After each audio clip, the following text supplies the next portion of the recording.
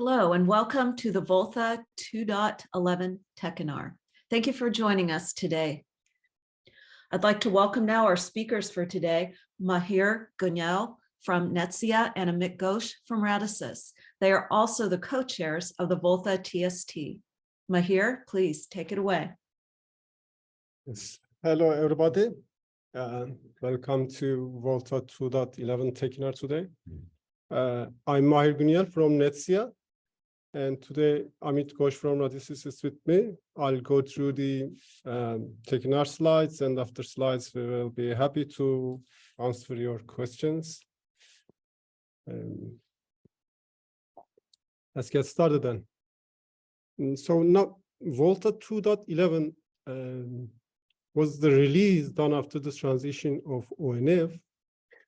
So we need to do some housekeepings because the test labs are removed from the old locations to new locations, and the things that the former ONF people were doing are handed over. So I took today this chance here to talk a bit more about VOLTHA SIBA architecture, our software components, our test environment, and the resources to contribute to the community. So for the agenda, I will start with SIBA reference design and VOLTHA architecture. Then we'll present a typical test setup that you can form to use in your tests. After that, I'll give a bit of information about our CI/CD system. Later, I'll go through VOLTHA 2.1 release notes and our backlog for next releases. And lastly, some resources that will help new community members to join us and contribute to the project.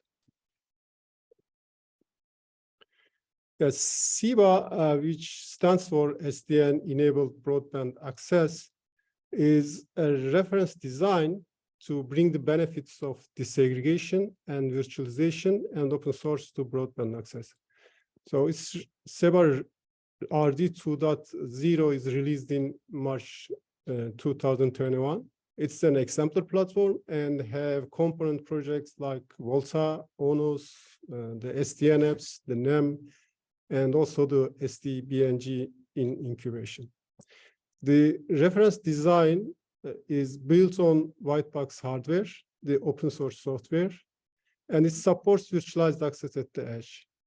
To realize these pillars of the reference, we first use white box hardware and disaggregate the software on these white box hardwares and execute them on a cloud environment as virtual functions. Secondly, we hide all the internal complexity of the PON network and instead offer an abstraction of an open flow switch. Then we use SDN approach and onboard different SDN applications for access and control plane functions. Then lastly, we do develop all these key functions and modules in different projects as open source components with a community under ONF umbrella. When you check the reference design, there is a hardware layer at the bottom. It consists of white box OLTs, the connected ONUs, and aggregation switch layer with white box switches, as well as the compute nodes to run the SIBA software on. These compute nodes can be bare metal or virtual machines in Operators Cloud. For PON configuration, we have VOLTHA layer, which is actually referenced as access network driver in SIBA reference design. It's connected to the OLT and abstracts the OLT and the ONUs that connected to this OLT as a switch to the SDN controller. The UNI ports of the ONUs are abstracted as the downstream ports, and the NNIs of the OLT are abstracted as the upstream ports of the switch. While doing this, VOLTHA also hides all the PON-related complexity from the upper layers by using technology profiles pushed to VOLTHA, and this brings less complexity and easy operation on the upper layers. At the SDN layer, there is the VOLT function that is configuring this abstract switch according to the operator's workflow. There are also other control plane functions like multicast, MAC learning, DHCP layer 2 relay, PPPoE intermediate agent, and etc. These are the VOLTHA apps for configuring the PON in order to provide fiber access to the subscribers. There are also fabric apps at the SDN layer that control a fabric of one or more switches, and also SDBNG functions that address the disaggregated BNG function on a fabric or VOLTHA. The NEM layer is the edge orchestration layer, which drives the business logic and orchestrates VOLTHA and access and fabric SDN. It also addresses the FCATS functions, fault and alarm and performance management functionalities. It collects all the alarms, metrics, and events from the lower layers, from all modules and components from different layers of the system, and opens them to the upper layer, to the third-party applications, or it uses it in its closed-loop functions. On top of this NEM layer is defined the northbound API layer to integrate with operators' carrier automation platform. With this northbound interface, SEBA offers a single point of integration to operators for different ONUs and OLTs connected to the system.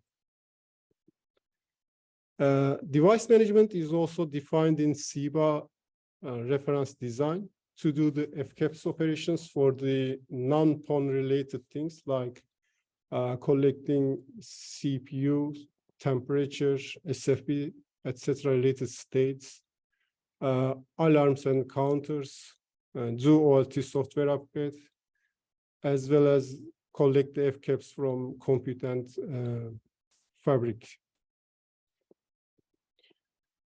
In this current reference design, community is currently focused on the PON abstraction and disaggregation, VOLTHA, the control layer with VOLTHA applications, and the device management. Let's have a closer look at these focus areas. So in a traditional chassis-based OLT, even the smaller box type OLTs in the market consist of LT cards, the computes to run software, an aggregation layer, and the software itself. A main aim of the SEBA project is to disaggregate this hardware to white box OLTs and white box switches, and also disaggregate the software from the devices and carry this software to the commodity servers in operators cloud. In SEBA up to today, we have stripped out PON configuration, ONU authentication, OMSI stack, multicast and DHCP relay applications, and a lot of other functions from OLT, and carried them to the cloud. This disaggregation brings a lot of advantages like better utilization of hardware, easy operation and debugging on compute, easy software upgrade, and easy bug resolution, and faster service onboarding, and faster go-to-market. When looking into the VOLTHA, so VOLTHA is a cloud-native, container-based, Kubernetes orchestrated platform. All the components in VOLTHA and the SDN apps are deployed in Docker containers. We use gRPC for inter-container communication, etcd for KV store, and Kafka for FCAPS. We use Helm charts to deploy our software in a Kubernetes environment. And this Helm charts repo in OpenCode GitHub includes all the charts that are used to deploy VOLTHA and SDN apps.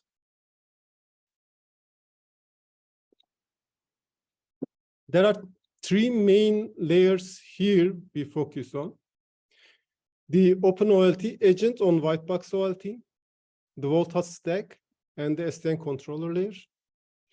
we version and release all these together when releasing VOLTHA. The OpenOLT agent on the OLT is an open source software component, which is deployed on OLT. As I said, it uses Broadcom abstraction layer APIs to configure the OLT, and it opens a gRPC connection for VOLTHA to connect, and it is developed in C++ currently. The OLT adapter, it's connected to the agent via the gRPC channel. The interface between the OpenOLT adapter and the agent is defined in OpenOLT proto. It abstracts the physical OLT, and all OLT resources like ONU, IDs, jam ports, TCONs, and scheduler and queues are managed by OpenOLT adapter. It's also the proxy for the OMCI messages sent by the OpenONU adapter to the OLT for ONU configuration. ONU adapter, on the other hand, it abstracts the ONU. It has the OMCI stack and is responsible for the configuration of the ONU devices. It's compatible with the OpenOMCI specification and ITU-TG 988 specification. At the core, VOLTHA core is the main abstraction layer, which abstracts the OLT and ONUs to the SDN layer as a switch. It's a management function which has the logical view of the switch, which calculates the routes between the ports and decompose the flows to OLT flows and ONU flows. Core also opens a northbound service API to the SDN layer for device provisioning, for device query, flow insertion, etc. OF agent is the one who uses this service and this interface. It's again a gRPC interface and is defined in VOLTHA proto, in VOLTHA proto's repository in GitHub. OF agent on the core is basically a proxy that converts OpenFlow messages to VOLTHA core APIs and vice versa. The interface between the OF agent and the SDN controller, it is defined in OpenFlow proto in Proto's repo again. We have a CLI, which is called VOLTCTL, which sits on top of VOLTHA core for operational purposes. It's possible to provision an OLT and query logical and physical devices, ports, flows, change the debug level of the components, and see some counters, etc. on this CLI. This orange blocks that I have just explained is called a VOLTHA stack. It's very common to deploy a stack per OLT in most deployments. All the components here also are developed in Golang. In a VOLTHA stack, we have a Kafka messaging bus to publish metrics, events, and alarms. All the components in VOLTHA stack, as well as the apps, use this bus to write their metrics, alarms, and events, or read them. In a stack, we again use etcd as the KV store to persist device data. On top of VOLTHA stack, you see there's an SDN controller and the applications, controller applications. Currently, we are using ONOS as an SDN controller here. The controller apps here are to control different applications running on the physical OLT in traditional systems. VOLT application here is important. It's the application that configures subscriber services by pushing related flows to VOLTHA according to the operator workflow. There are IGMP and MCAST applications for multicast configuration and management. There is the HTTP relay application, also a PPPO intermediate agent, Mac Learner, and FTTB, and also AAA applications running on this SDN controller. Currently, as a community, we have an intention to introduce a new controller instead of ONOS, which can communicate directly with VOLTHA via its northbound services. We aim to have a controller with less footprints and more performance. Because VOLTHA and SIBA are in real production currently in various operators, it's very crucial to have better performing components in all layers. On the non-PON related configurations and managements, we focused on defining a northbound device management interface and standardize it instead of developing a common device manager. Vendors that have device management modules, they need to implement the northbound APIs defined in our DMI protos in order to integrate to the upper layers like NEM components or edge orchestrator. This interface is based on IETF RFC 8348, and it's softwareized in DMI protofiles. We don't only standardize our interfaces on documents, but also we softwareize them. All our interfaces on south, north, east, and west are defined in protofiles, and we version them. Thus, you can compile and generate software libraries in different languages. These definitions are, can be seen in the VOLTHA Protos GitHub repository in OpenCode. We have the capability to horizontally scale VOLTHA stacks as we add new OLTs to the system or remove the existing ones. And let's look a bit into this scaling logic now. So it's possible to connect more than one OLT to a VOLTHA stack, but for better isolation, you can connect a single OLT to a stack and go for a single stack OLT deployment model. You can also differentiate your deployment by using a controller per stack, a database per stack, etc.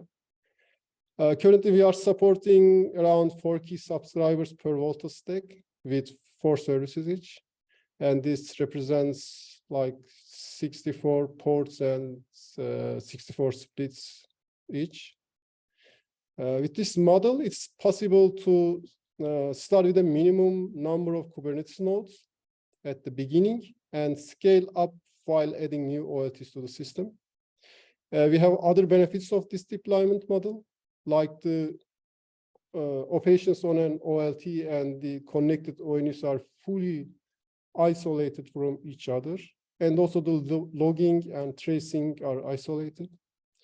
The data is also partitioned per stack, and all these brings better performance, better scalability, and also easy operation and maintenance to the system. VOLTHA is a production-ready product and has all the features that are expected from a broadband access product, and some of them are AAA services, HSI, IPTV, VoIP, one-to-one and one-to-N service models, multiple TCON types, configurable gem and TCON modeling, multiple UNAs on same ONU, traffic classification and shaping and policing, SP and WRR HQOs. We support multiple technologies like GPON, XGS-PON, EPON, and the combo PON. And we support multiple device brands, both for OLT and ONTs.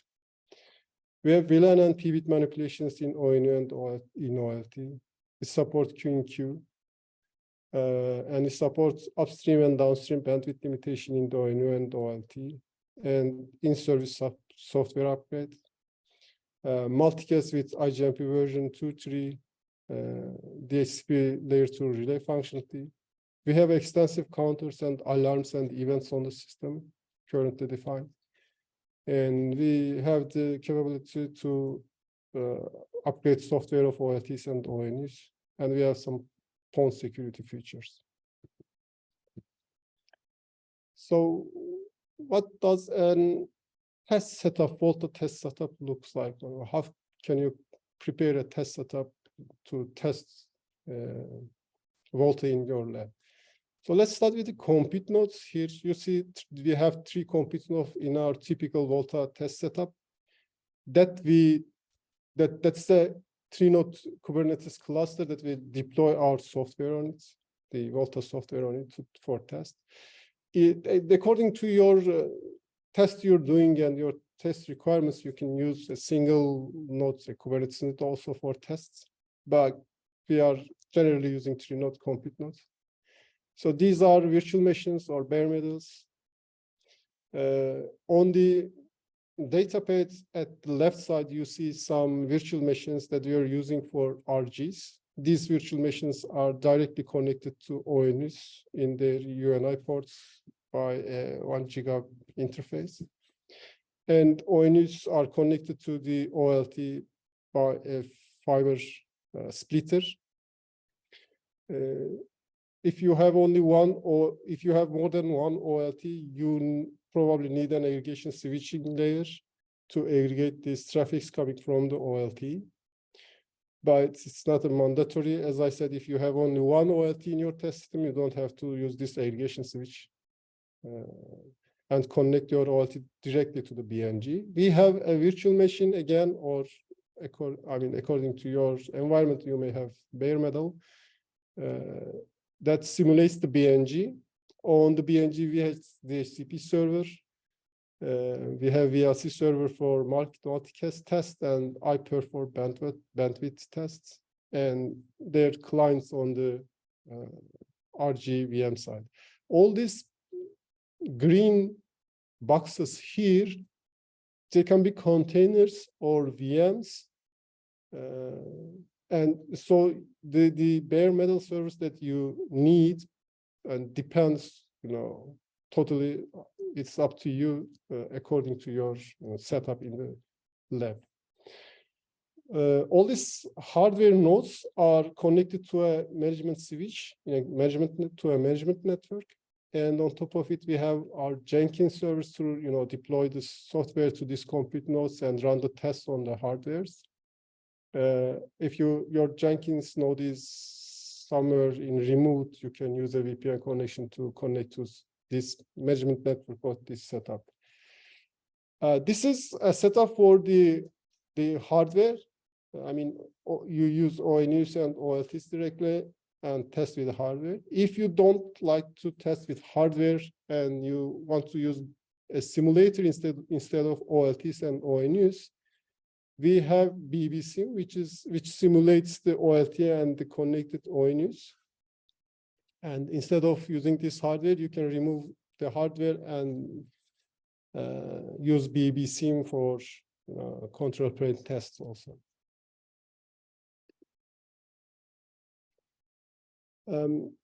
Our CI/CD system, CI/CD and testing is a huge topic, and we plan to implement it in another Techinar or in a TSD meeting. But at least I can give basic information about the system in a nutshell. We currently have 3 labs in 3 different locations. In these labs, we have periodic tests running for system verification, for master and LTS releases, both with simulator and hardware. With hardware, I mean OLTs and ONTs again. Beside that, we also have scale tests running periodically on a scale pod and the certification tests running on a separate pod, a certification pod. All these tests are running on Jenkins and they are written in robot framework. We also have Jenkins jobs running during upstream software patches. This includes lint checks for static code analysis, version checks, unit tests need to be run, and functional tests both with simulator and hardware. Our Jenkins jobs are in CI management repo in OpenCore GitHub. Tests are in VOLTHA system test repo. Our pod configurations are in pod config repos, and our BBSIM simulators, the simulator is in BBSIM repo.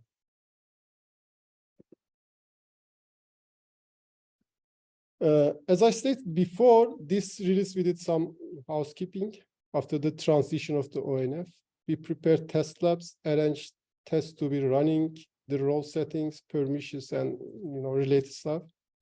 Besides that, the work that was started in VOLTHA 2.10 to do a POC for BBF alignment is completed in VOLTHA 2.11. And it is demonstrated in Network X events in Amsterdam in October 2022. Joy from ONF joined the community in this release. And thanks to him, he went through the CI/CD scripts to enhance them, to give more visibility to users about the job steps and the job failures. We added some CLI comments to VOLTCTL to show the ONU OMSI counters for better system debugging. OMSI extended message support is started to be used in alarm and PM data retrievals as well. And we also added some new robustness tests to exercise corner cases in OpenONU adapter, as well as tests for OMSI extended message support. So what do we have in our backlog for the next releases? As a community, because we keep testing the code and because it deployed to different operator networks, we keep hardening and improving the product each and every day and each and every release. But besides that, we have a backlog which is generated by operator requirements. In this backlog, the main items we have currently are LAG and LACP support for link aggregation towards operator network. The new access controller, as I mentioned before, with a lower footprint and better scale, replacing ONOS. Currently, there are 2 companies that have their access controllers ready, I guess. VoIP support over plain old telephony service ports. Multiple ISP support, multiple NNI port support with different VLANs routed to different NNI ports, layer 3 ONT support, and others. We periodically collect these requirements from operators and other area board members, and also accept inputs from community to keep our backlog up to date. And it is link is inserted in these presentations. So you can access to this list and add your items also. As I said, VOLTHA is in production with live customers in different operators. Türk Telekom has been in mass deployment for several years and has HSI, VoIP, and IPTV subscribers on the platform. VOLTHA is a part of Deutsche Telekom's Access 4.0 project, and they are deploying VOLTHA in production with their Access 4.0 program. Geo in NetworkX event, they also shared they are in deployments. And there are other operators in different countries having VOLTHA-based solutions in several stages of field trial and production. Telefonica announced that they are planning deployments in 2023 with VOLTHA. Comcast is one of the operators in field trial, and Team is another one. We are also hearing a growing interest to VOLTHA every day, and there are also some operators that are in lab trials or announced RFIs, RFPs, etc.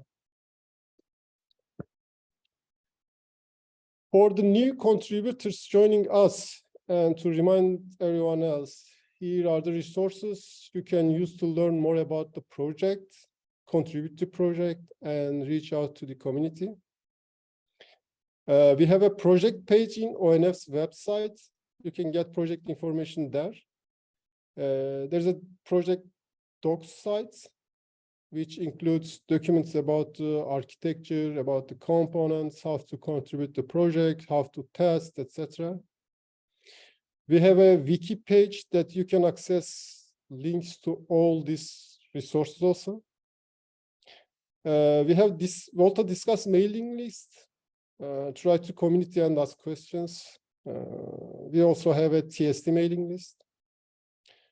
Slack is the main platform for us to reach out to the community quickly. There are different channels like VOLTHA Dev, OpenONO Adapter, Scale, etc. on the Slack that you can write to the community and get answers. We are using Jira for task management. We have TSD meeting every Tuesday at 8 a.m. Pacific time.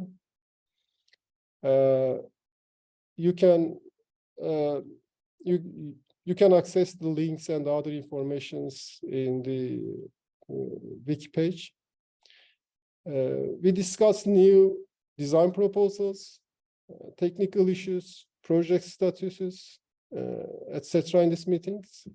It's open to everyone, and we encourage everybody to join these meetings every Tuesday. There is an ONF marketplace for supported and certified devices in different ONF projects. You can check this page to see certified hardwares for VOLTHA project too. We have a big community supporting this project.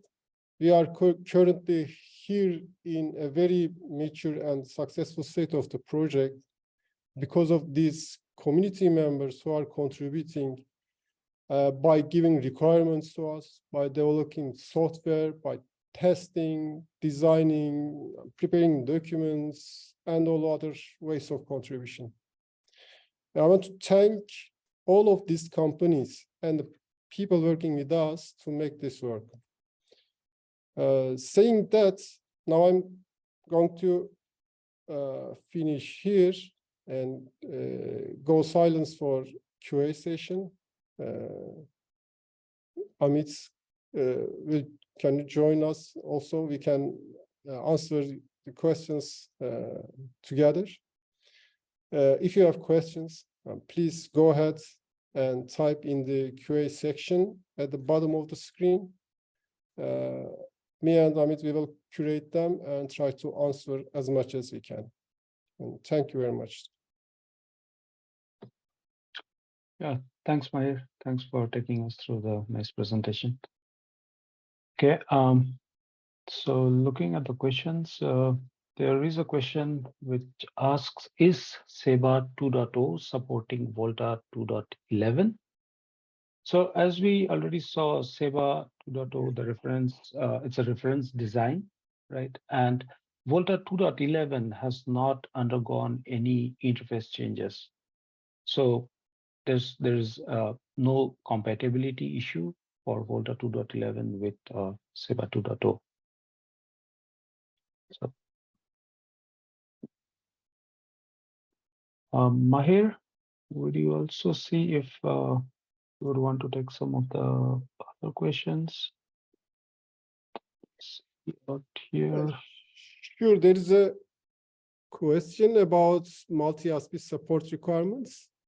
This is a requirement to support multiple ISPs in a VOLTHA stack, especially for IPTV users. We don't have the detailed requirements yet. We're in requirement collection stage. This is, as I said, this is in the backlog, in our backlog, as we will collect the requirements, finalize them, and take them to the TSD and prepare a proposal and then implement it. This is the way we are doing the things. So, short answer, we don't have the detailed requirements yet, and when they're prepared, we will, of course, share these requirements documents also with community. There is another question I see that says, can you elaborate more on the layer 3 ONT backlog item? Yes, this is again a backlog item. We have requests from the operators to use layer 3 ONTs. These are, the ONE, ONU, and the RG are combined. So there's only one device that you use as ONU and RG.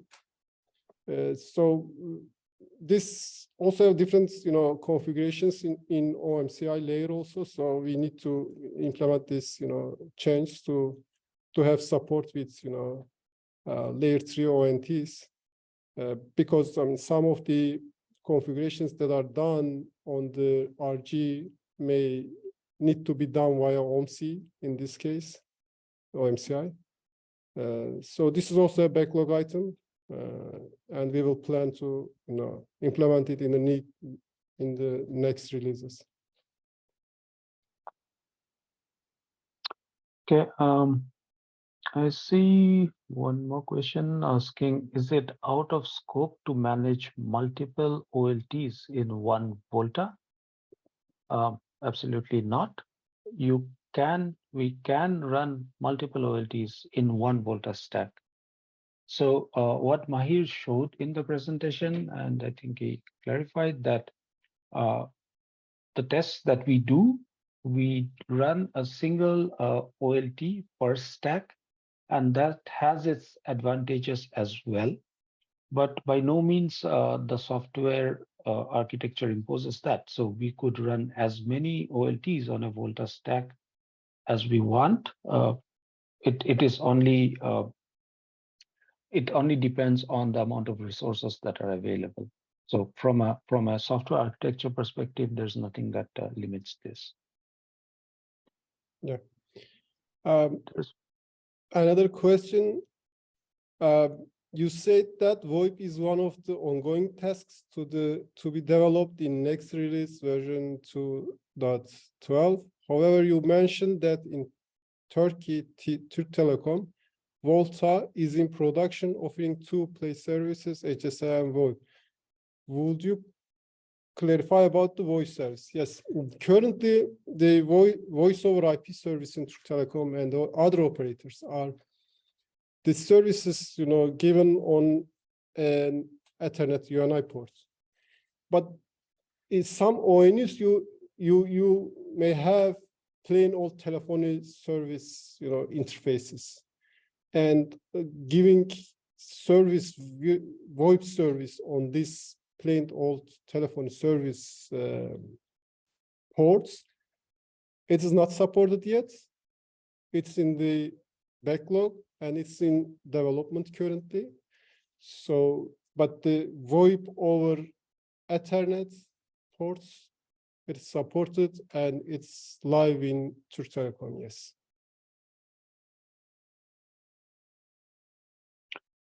Yeah, there's one more question asking, in what time frame would you see 50 gig chipset enablement work starting? As far as I can recall, I don't think we have seen a requirement on this yet. So I think it depends on a requirement coming in, and as well as an OLT which has these capabilities, and the basic changes would be on the software running on the device. But yes, we don't have a requirement on this yet. So yeah, there is, I think, a follow-up question saying it was explained that some time ago it was explained a single stack supports just 2 OLTs and 10K subscribers. How is the support on VOLTA 2.11? So as I was trying to explain that the software does not limit the number of OLTs that you could configure on a VOLTA stack, the number of OLTs or number of ONUs. It is limited by the amount of resources that are available to that stack. So if you give enough cores and memory to a single stack, it could run more OLTs with more number of ONUs. But as you would see from the architecture, that the components that are running on a stack are not highly available. So if a stack, or if one of the components of a stack goes down, the control plane for those OLTs being handled by that stack would be unavailable. So as you put in more number of OLTs and subscribers on a vStack, you increase the impact that a outage might cause. But from a software perspective, there is nothing which limits us from configuring more number of OLTs and ONUs on a stack. Well, there is one more question which let me try to get it clearly. So it says, did we think about SDN enablement layer for legacy OLTs, which deployed massively worldwide, mainly those related to major players? So yes, this is absolutely possible. And so if you look into the VOLTHA architecture, right, the component which is talking to the OLTs is the adapter and the OLT adapter. And the interface between the OLT adapter and the vCore is standardized. So as long as we have an adapter for a legacy OLT, right? So you need to have a piece of software which knows how to talk to the legacy OLT, depending on whatever interface it offers. And in most cases, the legacy OLTs offer a netcon YANG-based interface. So if you have an adapter which can talk to the OLT on that interface and also comply to the interface that vCore exposes, right, then we can have a solution where the legacy OLTs can be used with VOLTHA. And there are examples of this where legacy OLTs are already running with VOLTHA. So this is a tried and tested solution that works with legacy OLTs as well. Okay, I think we have we've gotten through the questions. I want to thank everyone for joining us today, and a special thanks to Mahir and Amit who led this session. Hopefully everyone has gotten their questions answered. Following this meeting, we will send everyone an email that includes both the video recording of this meeting as well as a copy of the slides and information on how to access VOLTHA resources. We invite you to attend future VOLTHA meetings, the TST meetings, and participate as part of the VOLTHA community. Thank you again for joining us. This ends our broadcast.